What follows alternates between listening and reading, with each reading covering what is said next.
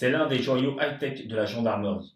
Les militaires du département informatique électronique de l'IRCGN sont des cracks en rétro-ingénierie. L'essor a pu visiter le laboratoire de cette unité. Notre mission, c'est de répondre aux différentes réquisitions des magistrats et des enquêteurs dans le but de faire l'analyse sur tout type de support numérique que l'on peut rencontrer lors des enquêtes.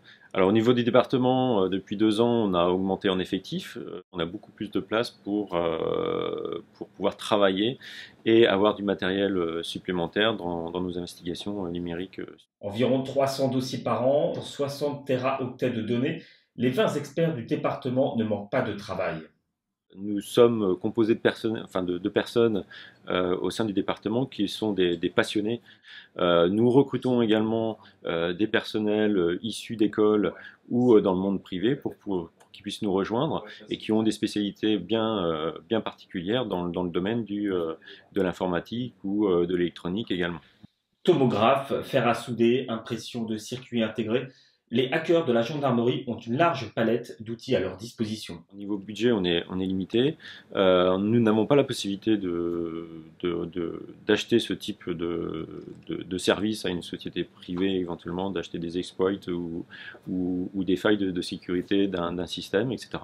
Donc on se limite à nous à faire le reverse parfois nous-mêmes ou à travailler en collaboration avec nos homologues étrangers.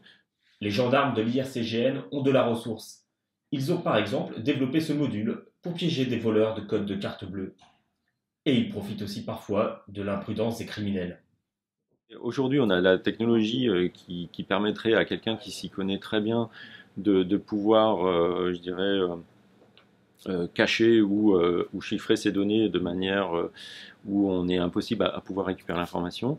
Mais la plupart ne savent pas utiliser de manière, je dirais, correctement ces dispositifs de chiffrement ou de protection, ce qui nous permet d'utiliser une faille.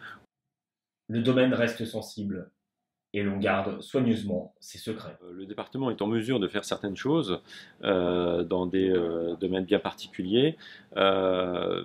Effectivement, si on arrive à faire des choses qui peuvent faire avancer, je dirais, l'enquête, évidemment, on ne va pas forcément tout expliquer de comment on peut récupérer l'information ou comment on peut déchiffrer certaines informations, tout simplement parce que ça peut engendrer des répercussions sur sur des affaires en cours. Ça peut aussi procurer des éléments en plus aux cybercriminalités en se disant bah voilà, si je fais ci, ils vont pouvoir récupérer l'information. Donc on essaye de tenir au secret un peu nos techniques d'investigation pour éviter justement que les cybercriminels contrecarrent notre possibilité de récupérer l'information.